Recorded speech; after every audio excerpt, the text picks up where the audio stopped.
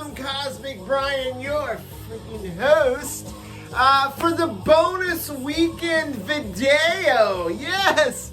Oh my God. I gotta tell you, man, I've been having a freaking great day. This is like a Saturday that I had zero responsibilities, right? I didn't have to do shit today, man. All I needed to do is put on my clothes, walk down here, the cosmic realm, shut the door, start spinning records, got an 18-pack of Millers, man, I'm ready to roll. Oh my God, it's been a great day. And I decided, I pulled like a bunch of records, right? And this is gonna be what I'm gonna listen to throughout the day. And I thought, God, why am I not sharing this with the vinyl community? It'd be like Aaron Mutha Alamere's like Tipsy Tuesday, only mine would be like this knockoff, right? It would be called the Sloppy Saturday, because I gotta tell you, by the end of this day, my sobriety is gonna be in a little bit of question, because by the end of the day, after all the beers and stuff that I've had, I'm gonna be a sloppy, if you know what I mean. But I'll try and hold it together for this video. But I want to share with you the records that I've been spinning all day.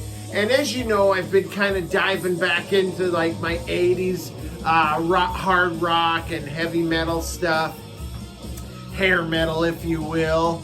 And some of it's a little bit of some late 70s stuff that influenced the 80s hard rock scene. So a lot of LA rock that I'm going to show. But anyway, you guys want to do a big chunk first? I mean, why not? I'm already well on my way, folks. So let's get crack-a-lack, and here we go. Oh, baby. This one's for you, vinyl community, man. I hope you're having as good as a weekend as I am, man. I am absolutely loving it, man. I'm in a fucking zone right now. So let's do this. Down the hatch. Big chug for you. Let's do it. Oh, yes, my good friend, of course. What we're listening to here is actually a CD. Yeah, that's right. I'm pulling some CDs too. Brittany Fox, because that LP of Brittany Fox's debut record is pretty damn pricey, but I do have the CD, so I've been listening to that, and that was the intro, in case you didn't recognize it, which I'm sure you do if you've been watching this. But anyway, let's get on with the vinyl, right? So this first album, see, when I lived down in Texas, in Dallas, Texas, back in the mid to late 80s, we were way into like the LA rock scene. I mean, Dallas had their own music scene, but we were into like the LA rock scene, especially like the sleaze rock. And we came up with like the big three. So you got Guns N' Roses, you got LA Guns, and then you've got this band, Faster Pussycat, which actually to me is my favorite, man. These guys were the best. I mean, they had the most unique sound, kind of a glam punk sound, very bluesy, trashy, dirty rock and roll, right? This came out in 1987 on Elektra Records. I was absolutely blown away when I heard this. Actually got to see these guys on this tour in a club down in Dallas called On the Rocks. Incredible show, man. Totally blown away. They've got everything, man. They've got the look. They got like that gypsy lifestyle of Hollywood Sunset Strip scene thing going on. And very glammy, heavily influenced by bands like AEROSMITH, Zeppelin, New York Dolls. And what's crazy is that a lot of these LA bands list among one of their main influences as Cheap Trick, which says a lot about that band, Cheap Trick, that they had such a great fan base a vast array of up-and-coming bands that dug their stuff, and this definitely has that Cheap Trick sound to it. As it is kind of like it got a little poppy sound to it, even though they're singing about like prostitutes and junkies and street life of the underground LA scene. Tammy Down's vocals are just, they're like Steven Tyler, but like with a 3-pack a day smoke habit and gin-soaked vocals. I love it though, man. He's not trying to sound good, man. He knows his limits, but it fits the music so well. It's like a glam punk, and I dig it. And you've got like a dual guitar sound with Greg Steele and the young man, the young Brett Muscat there. Look how young Brett Muscat looks. He probably wasn't even old enough to get in clubs at this point. But yeah, I love this, man. It's got certain poppiness to it. And Tammy Down, the vocalist, he has such a great, a clever grasp on wordplay that he uses for his songs. And it's just rapid fire. I love it. This band, for me, is the ultimate of LA rock bands. I was so sad to see that they didn't make it like huge, and when the new thing from Seattle came around, which Tammy Down is actually from Seattle. In fact, on the new record that was released in not the new record, but on the record that was released in 92 called Whipped, he has a tribute song to Mother Love Bone's singer called Mr. Love Dog, which is fantastic. I've been listening to that record since I got it for like the last 3 days straight. I've been way getting into Faster Pussycat again, man. I love that band. I was supposed to see him again a couple of years later, and I came up to Iowa to hang out with my brother from Dallas, and we were on our way to the show. We get pulled over because my brother's speeding, right? We're on our way to Des Moines, Iowa. We get pulled over. My brother gets to go on to the show. I end up in handcuffs and taken back to Fort Dodge, and I spend what was about probably a week in jail for some outstanding warrants. Yeah, it's a long story.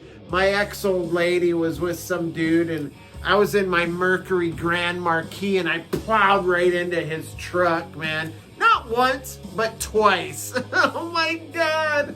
But yeah, you live and learn back then, man. It was a crazy time. But anyway, Faster Pussycat, incredible like sleaze rock. And I listed their influences in this next band, AEROSMITH, which I warned you I was going to show more AEROSMITH because this band gets no love in the vinyl community. This is a killer rock band. And this is their greatest hits album. Came out in 1980. And this thing went 12 times platinum. This is one of the best greatest hit comps I've ever seen of any band. But back in high school, my friends and I either had like Toys in the Attic, Get Your Wings, we had Rocks, but everybody had this, man. Everybody had this album or this cassette tape. And I mean, listen to the list. Dream On, Same Old Song and Dance, Sweet Emotion, Walk This Way, Last. I mean, I could go on and on. But my favorite track of AEROSMITH of all time is called Draw the Line. I mean, when you hear that first like open chord, that strummed chord of Draw the Line, and then it goes into it just takes off from there. And you've got that heavy like guitar, bass riff that's so killer. I love Draw the Line. I love this album. My original copy of this is so worn out, man. We played the shit out of it, rolled a lot of joints on it and stuff. But I think I got this as a gift in a package of VCLT from maybe Aaron Mutha Alamere. But this is incredible, man. This is AEROSMITH, collection of AEROSMITH songs from their drug-fueled and cocaine-powered early days, and it is the best in my opinion. Great stuff. AEROSMITH, greatest hit. Again, going back to high school, I had a friend of mine, Joel Johnson. He was a year older than me and ahead of me in high school, but me and him became great friends, and he introduced me to so much great rock and roll stuff that was kind of outside the mainstream. Like he introduced me to Blue Oyster Cult, like Pat Travers, Procol Harum, Montrose, all those great bands, classic bands, outside the realm of like Journey and REO and Styx that everybody was listening to. But he also introduced me some Van Halen that I didn't know about. Sure, I knew about their first two albums. I knew like Dance the Night Away and Jamie's Crying. But he introduced me to this, Van Halen, Fair Warning. Oh my God, this is amazing. This was released in 1981 on Warner Brothers. And this is like heavier than anything up to this point. This is, there's a little grime on it, you know what I mean? It's a little bit darker than their previous albums, and I love it. It's absolutely incredible. And I have to thank Joel Johnson for popping that cassette into the player when we were driving around in his uncle's truck, driving around the fields, smoking weed and drinking beers. Oh my God. I will be forever grateful for him turning me on to this Van Halen album. I gotta tell you, Eddie Van Halen's guitar on this just smokes. Alex is just pounding on the drums. And David Lee Roth and Michael Anthony's vocals together never sounded better, man. I mean, it's incredible. And maybe on 1984, but Michael Anthony was such a huge part of the Van Halen sound from just his backup vocals. But yeah, this has the heaviness of the song Dirty Movies. You've got the rock star swagger of Unchained. Oh my God. Go back and watch the video on MTV for Unchained, where David Lee Roth jumps off the drum riser, does the splits. He must be 20 feet in the air. Everybody out!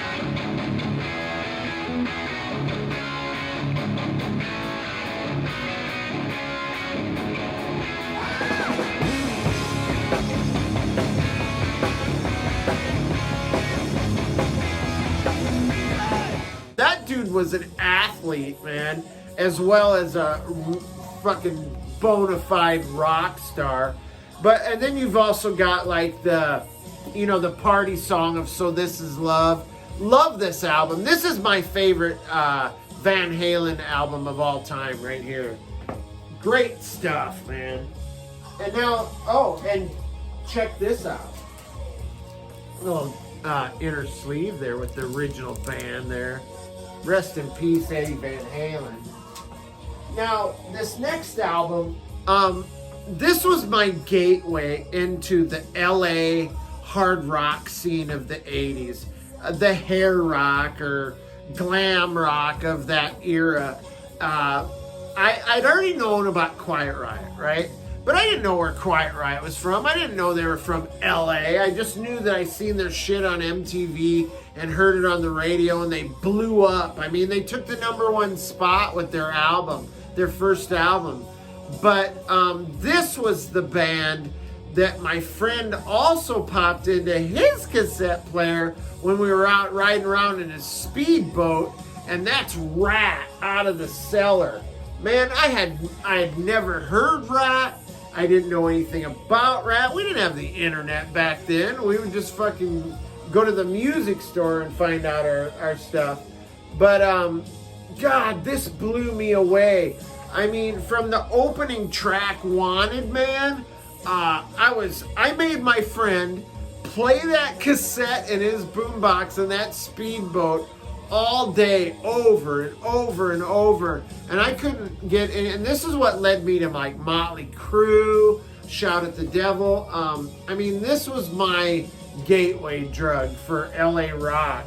And this is also like heavily influenced by AEROSMITH.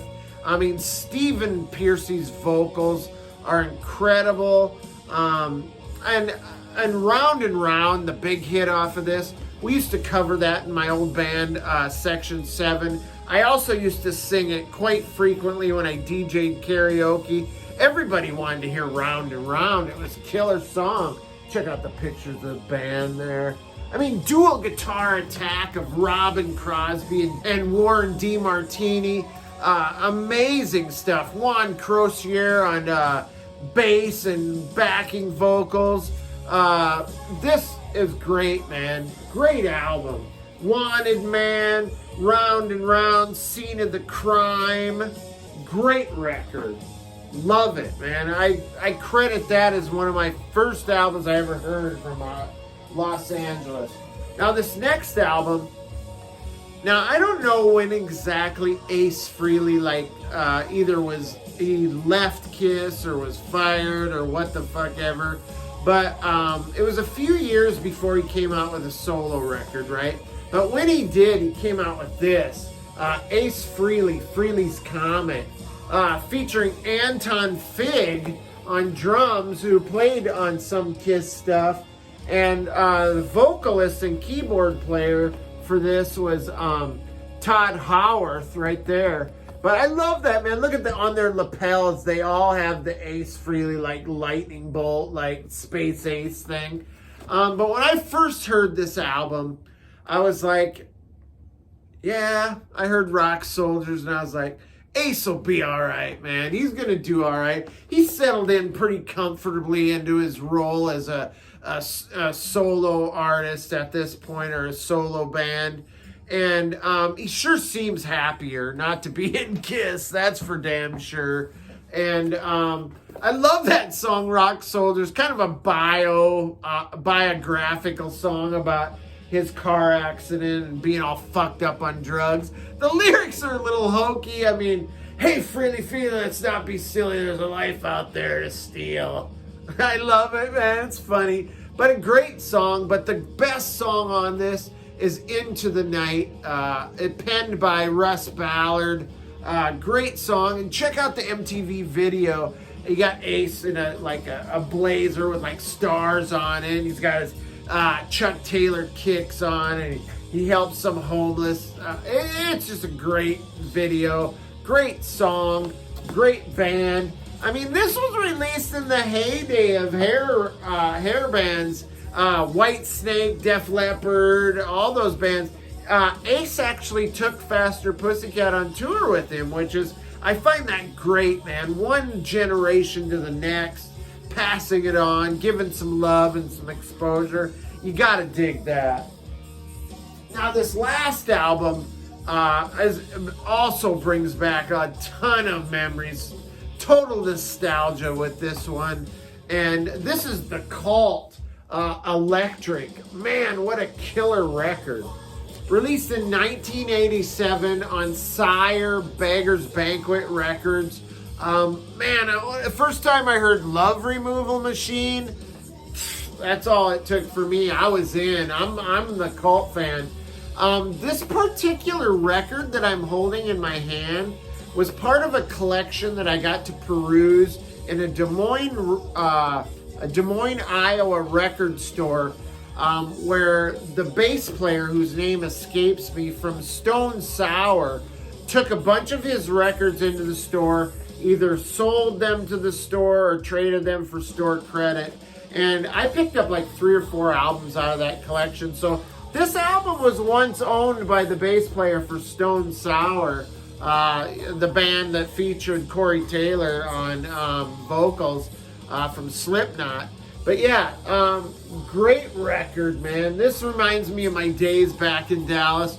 Our first apartment we lived in Dallas, Texas, was called the Wildflower.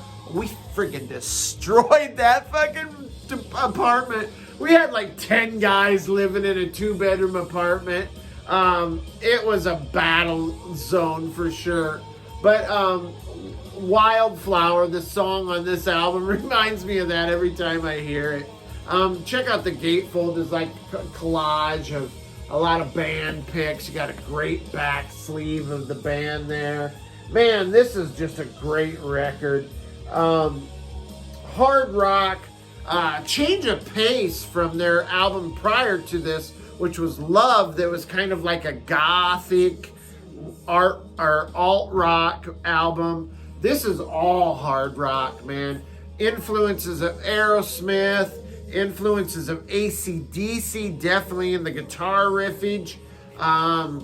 Also, Ian Astbury is a definite fanboy of Jim Morrison. And he actually went on to sing in a version of The Doors after Jim Morrison passed. But yeah, killer record, man.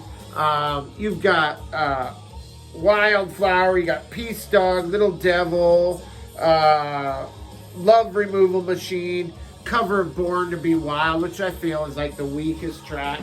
But those are just some of the albums I listened to today. The ones I wanted to share with my friends in the vinyl community. Man, I'm so glad you decided to pop back in for the bonus video of the weekend. Here's a cheers to you guys. I love you guys out there, man. Have a great rest of your weekend. Listen to some killer music. Even maybe revisit some of these jams that I showed, man. But here's to you, vinyl community.